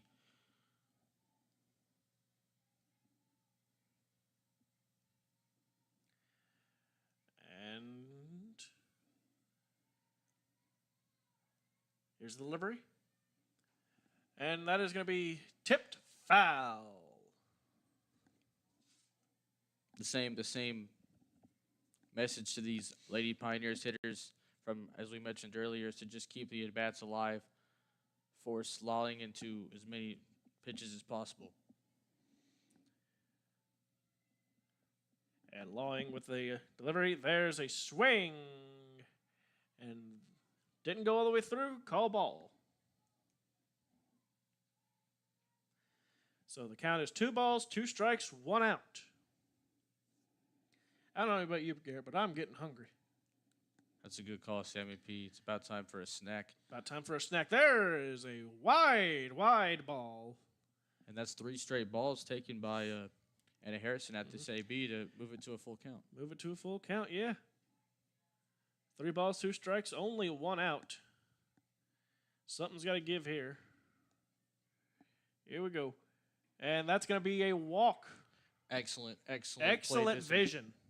Excellent plate discipline there, Anna Harrison. And that brings up the star player, Corey Harris, for the Lady Pioneers. She had a single in her last AB. She'll look to do the same in this AB, potentially even more, because guess what, Sammy P? 1 swing of the bat could bring a home run and a 2-run lead, making it a 6-4 game from Corey Harris. But will it? That is the question. And there is the first offering from Lawing, and that is ball 1. The plate discipline has definitely improved throughout this game, Sammy P, from Anna Harrison on the last AB. I mean, if you're Lawing here, you need to really start probably sending some stuff into the strike zone, because it's not looking good for just trying to get them to catch on swinging, because there's ball 2.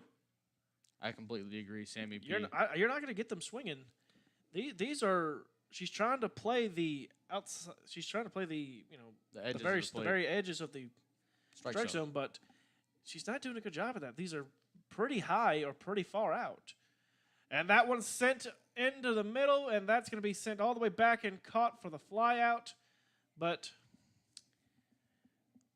that's going to be out number 2. Maybe Lawing needs to just force them to hit. I agree, Sammy P. She needs to put the ball into the strike zone, because more likely, that's how she's gotten her 2 outs. That's exactly right. She's just forced them to go, you're hitting or you're taking the strike. And that gives us Michaela Fuqua.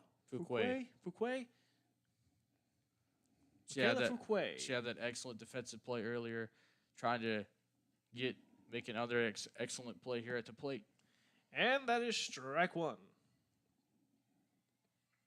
Obviously, the Lady Pioneers will get another chance in the bottom of the 7th inning if they don't score here. But you would like to have them score runs in this bottom of the 6th. You'd like to go ahead and take the lead and hold off. That's exactly right. So that way it's over. And we can get to game 2. That's a good point, Sammy P. Try to get this finished. Get this W in the left column. Swing, and that is going to be sent foul. Count is 1 ball, 2 strikes, 2 outs. I think the approach for Michaela Fuquay right here has to be to force Lying into throwing a strike like we just mentioned. I wouldn't want to see her swing at a pitch outside the strike zone, unless it's to protect the plate. And as always, good analysis. And there is a pop out coming and done. Change sides. You know, I always used to play Wii baseball, Wii Sports Baseball, and I just remember the change sides from that. That's a good call, Sammy P, because that's exactly what's happening between innings. Well, yes, precisely. We're going to take a break here, probably order some snacks. You are listening to the VolState Sports Network.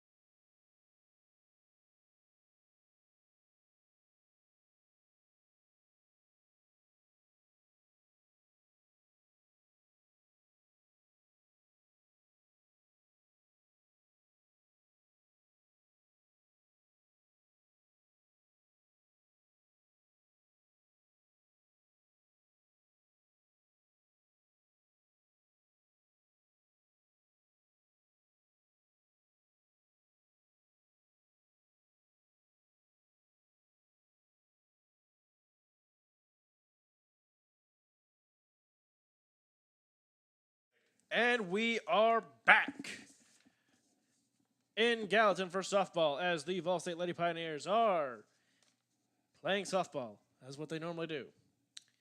I believe we have number 11 for Walter State up. That would be Nora Mack. And she has taken ball 1 and immediately now a ball 2 for the count. Walter State, the Senators will look to add some insurance onto this 1-run lead for Walter State. Obviously, you're okay with taking a 1-run lead into the bottom of the 7th, but if you can add on, you'll take advantage of that opportunity. And ball 3, so immediately 3 straight balls coming out this inning for Maddie Croxford after honestly doing a spectacular job to just retire the side last time out. Having a bit of a rough go and immediately walk somebody.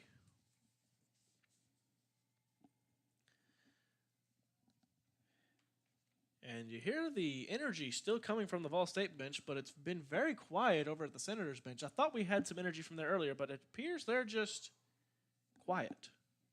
That is a great observation, Sammy P. It does appear that the players on that bench are locked in on trying to secure this dub for their team. And there is an attempted stolen base, and that is going to still be safe. So Nora Mack gets a steal in the year. But for the count, her teammate, Jules Johnson, gets a strike. And here's the delivery from Croxford, and that is going to be ball 1.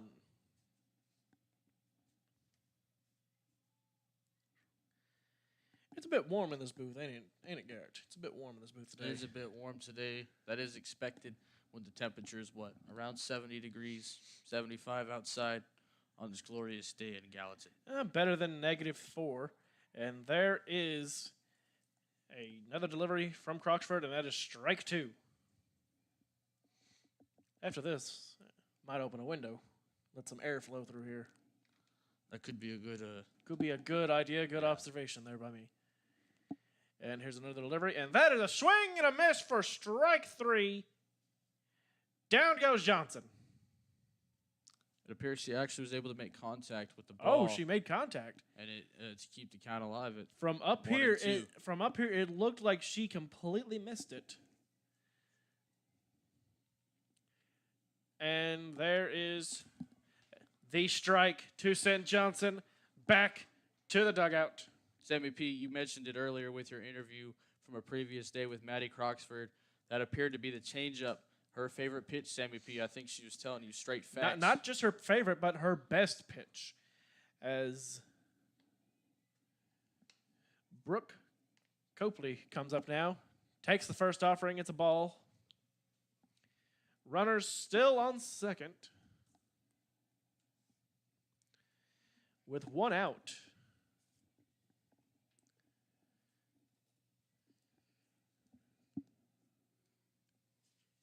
And there's a pitch, and it just rolls to the outfield, bumps up, and that's going to allow Walter State to take an extended 2-run lead. It's going to be 5-3 with runner on second base. And now that brings up Amari Golden. That was a great piece of hitting by Brooke Copley on that one.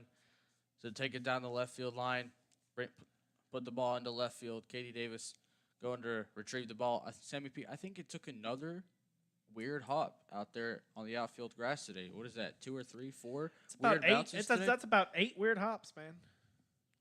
Just an interesting shake of the softball going around the field today. Fortunately for the Lady Pioneers, it resulted in another run for the Senators. And here we go. Amari Golden up to bat now. 1 out. Runner on second. And here's the offering from Croxford, and that is smacked to center field, and it takes a hop, and it goes into the glove of the center fielder, and it's allowing to get runners on the corners.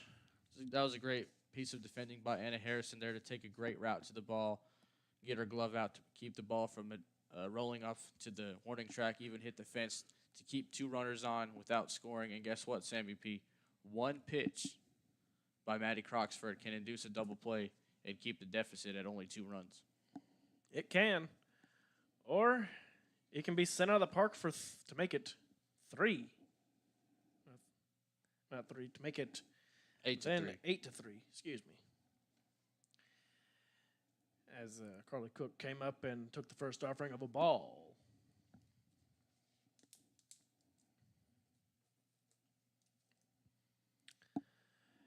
And that is going to be strike 1.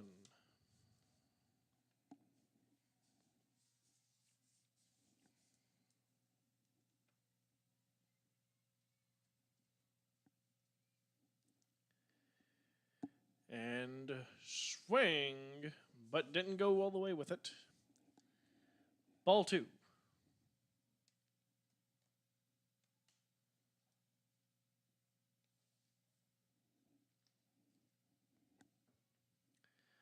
And there's another offering from Croxford, and that's going to be strike 2.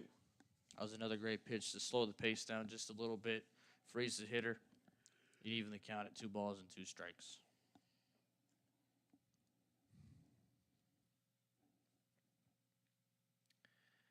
And here's the pitch. And nails Croxford, continues to roll on, and sends a run through. Runners at first and second. Now 6-3. With 1 out.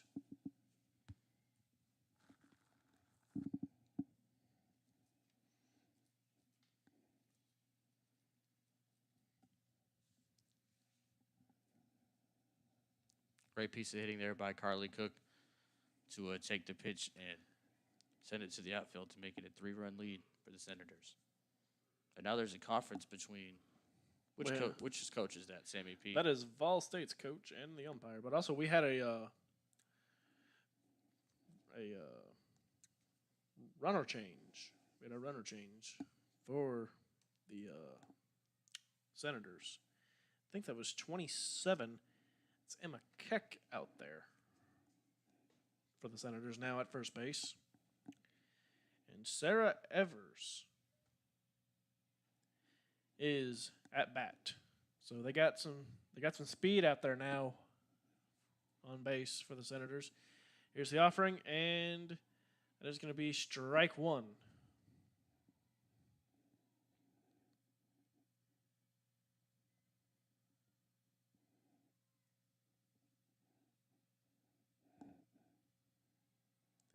And another offering, and that is going to be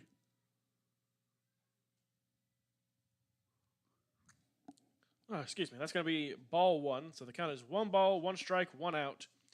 2 runners on base at second and first. Another offering, and that is going to be a high, almost kind of a pitch out there for ball 2.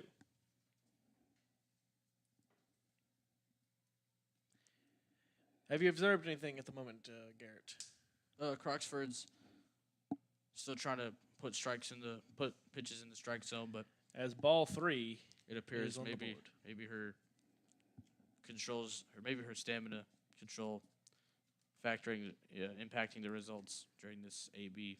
But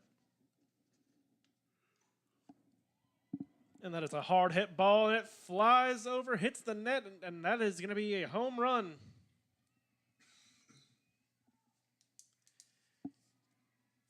So, this is going to be a 9-3 game, and this has gotten out of hand. Sarah Evers with it.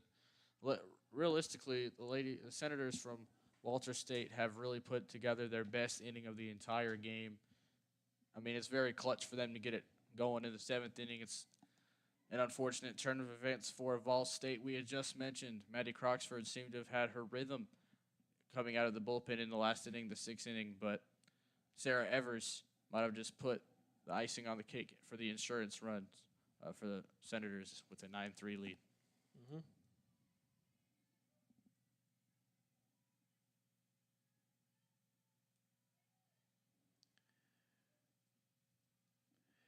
And now, with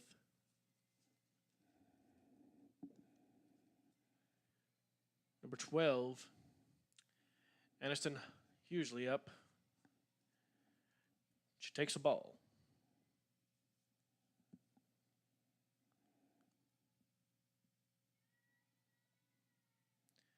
And here's another offering. And that would be ball 2. Don't know how that jumped from 1 to 3. But it appears the score might be a bit off there. And that is going to be now the 3rd ball. Guess our scoreboard manager is also a future teller. Predicted ball 3.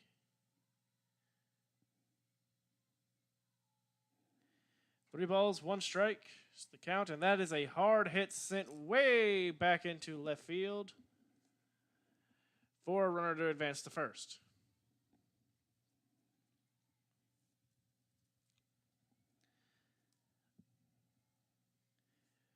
And now to that, Abigail Taylor comes up. How'd Abigail Taylor do at her last bat out? And that is hard sent over to right field, and that is going to be just in time to stop the runner at second from advancing. And that restarts everything with Kaylee Dixon coming up. And it appears with the head coach Christian Lynn heading out to the center circle, there might just be another pitching change. There might. We'll see what the conversation leads to. Mm-hmm.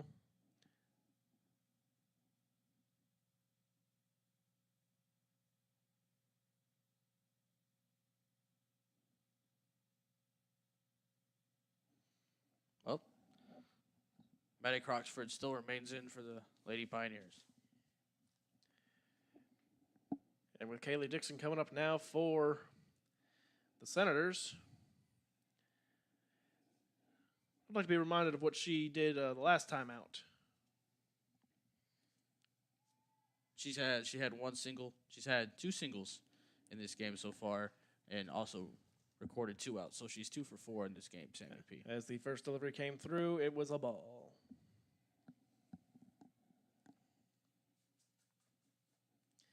Here comes second early. That is hit hard deep into left field and caught for the out.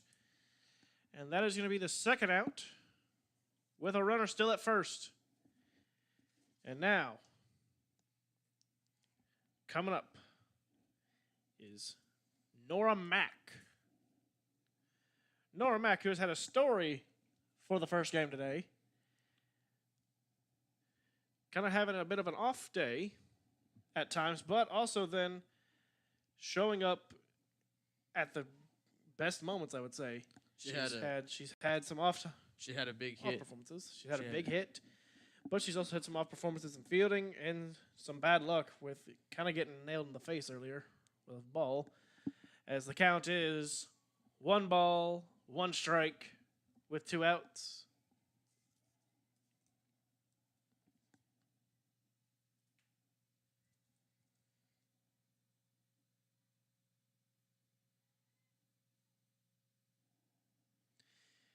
And there's another offering, and that one is going to be called a ball.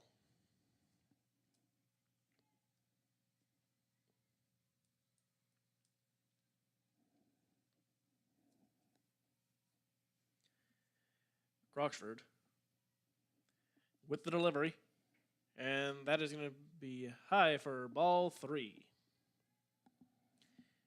If I'm not mistaken, game 2 was supposed to start at 2 o'clock, but it's almost 2 o'clock now. This inning has pushed the start of game 2 just a little bit behind Sammy P. I think it'd be about 2:30, 2:40-ish. And here's the delivery, almost nailing Mac there, but it's going to be ball 3 for a walk. So bases are loaded.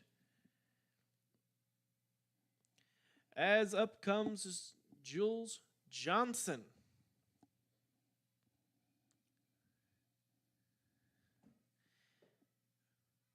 If Johnson could just hit a home run, I think that would be... With the bases loaded, that would make it a 10-run. Yeah, that'd make it over 10 runs, and the Pioneers would get mercy ruled.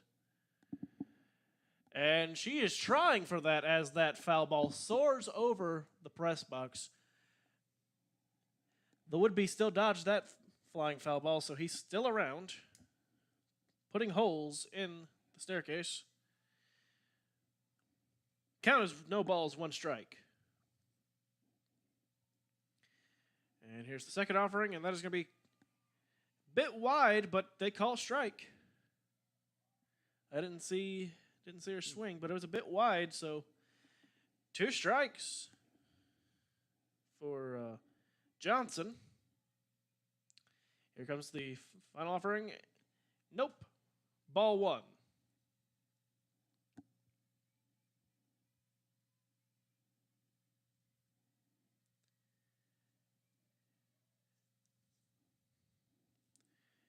And here is the pitch from Croxford, and that is soaring back, and it hits the net for a grand slam. Sammy P called it. Jules Johnson, walk-off winner, grand slam, putting the icing on the cake, as Sammy P mentioned. And that is it. That'll end the game.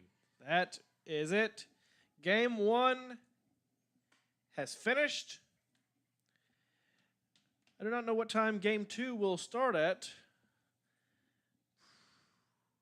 It's supposed to start 2. Well, they got 10 minutes to 2. Well, I'm guessing probably about 2:30, 2:40. Brooke Copley's at bat, so maybe Copley's at bat. That's not the end of the game, Sammy P. Would that not be the end? They're not mercy ruling? I thought they would mercy rule. But no, Copley's now at bat. Wow. Maybe we're just unknowledgeable. Maybe we are just unknowledgeable. I mean, it makes sense for me. But I'm just kind of shocked you're unknowledgeable on this. Yeah, I'm just as surprised as you are, Sammy P. Well, here we go. That starts it off for Copley with a strike. Maybe they're going to give the. Maybe it has to be over 10. Maybe it has to be 11 for a mercy rule. I don't think we're getting that here. Maybe because it's only 3 more outs, they'll just let it play out. Yeah. Strike 2 for Copley.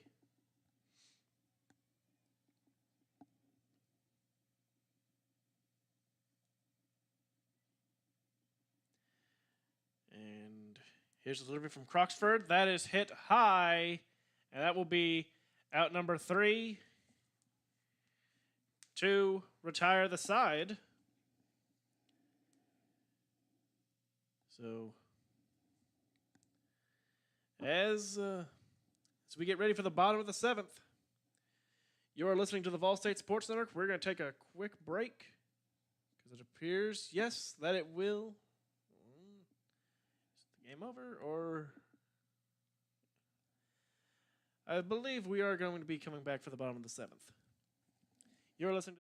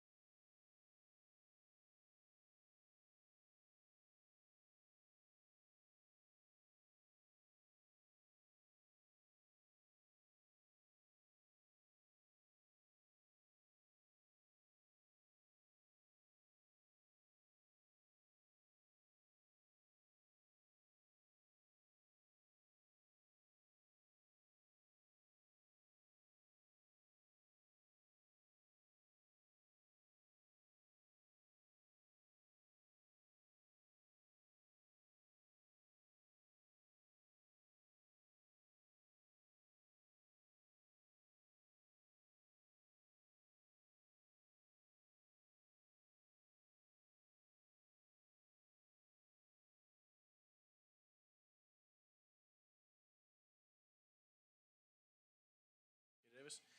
And we are back with Katie Davis at bat for your VolState Lady Pioneers, as she immediately sent that first ball straight back for a foul. At the moment, Lady Pioneers are down 10 in the bottom of the 7th inning. After allowing, honestly, I haven't seen that. I haven't seen the Lady Pioneers allow that many runs in one inning before. They've allowed 9 in one inning, as Davis is able to get to first base. That was an immense offensive showcase by the Senators in the top of the 7th inning to really put this game out of reach. They showed that their bats have traveled and traveled well, as Osbrooks comes to see what she can do at the plate. And there's the offering swing and a miss for strike 1. During the break, our kind audio personality, Matthew, has decided to open the windows in the press box to let some air through, as Osbrooks sends that deep into left field, and that is going to be caught for the out. That will be the first out of the bottom of the 7th.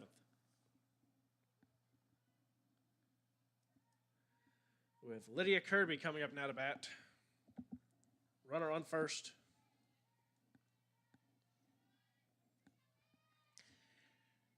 Now Garrett, even though they are down massively, the Lady Pioneers bench is still filled with energy. You just love to see that, Sammy P. Obviously, anything's possible in this game. I mean, the Senators put up 9 runs. The Lady Pioneers are capable of putting up 10, but they'll need all the luck they can get and all the skill, as there is a blasted ball out to right field, and that is caught for the out.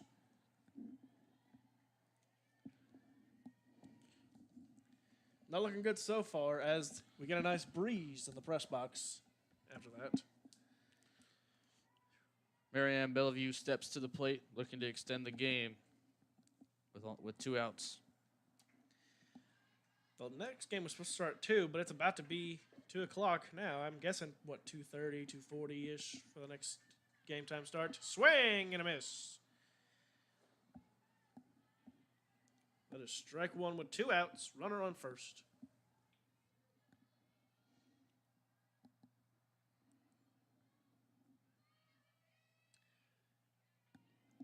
And here's the offering, and that is hit hard into left center field, caught for the out, and that should end game 1. Well, Garrett, let's review game 1 as they are warming up for game 2. Let's review game 1. I really wish we could get a camera in here that faces the press box for this situation here. So, definitely not the result you wanted. For the first game, you're the Lady Pioneers. You've just now taken 2 back-to-back losses. Both of them were big scoring losses. That's exactly right. Sammy P. giving up 11 runs in the second game with a doubleheader yesterday afternoon. 13 runs now today. The pitching started off great today, Sammy P. It started off solid. It really went off the rails there in the top of the 7th inning. I do think that Laura Walker had a great performance today to start the game. And the offense for the Lady Pioneers started off strong. It's just it's not a fair expectation to expect them to get 9 and 10 runs in the last inning. No, it is not. And a surprise performance by Haley Lawing for the Senators. She came in. I feel like that was a big turning point, Sammy P. Actually, because she held it down. She did hold it down. She kept the momentum, at least on the pitching side of the ball for the Senators. She kept it with them, and it was I wouldn't say it was a surprise, Sammy P, because these players today are absolute amazing athletes, but it was an outstanding performance by Lawing to keep her team in the lead. All right, now for game 1, who would you give the MVP to? I know we can't give it to Matthew as he's in the press box, but however, he definitely saved the day. We almost didn't have a stream today if it wasn't for Matthew. But who would the MVP be for you? I'm leaning towards, personally, even though we are here at VolState. We go to school for VolState. We are calling the game for VolState. I'm gonna give the MVP to Michaela Ramsey. She was great in the center circle today, pitching on the mound. You can't go wrong with that, Sammy P. If I could give 2 MVP awards today, I would share that with you. Michaela Ramsey being at least, we'll say, defensive MVP. Defensive MVP. And then offensive MVP, you could pick anybody from up and down the lineup. Brooke Copley getting their team started with the 2-run home run. But I think we're going to give it to Jules Johnson today. Top of the 7th inning, grand slam. We thought it was a mercy rule inducing play, but it wasn't. But still, how often does a grand slam happen, Sammy P? Very rare. So I think that'll earn Jules Johnson the MVP on the offensive side of the ball for this game today. All right. Well, that is it for game 1. We will be back with game 2 on the VolState Sports Network. Thank you for joining us for game 1.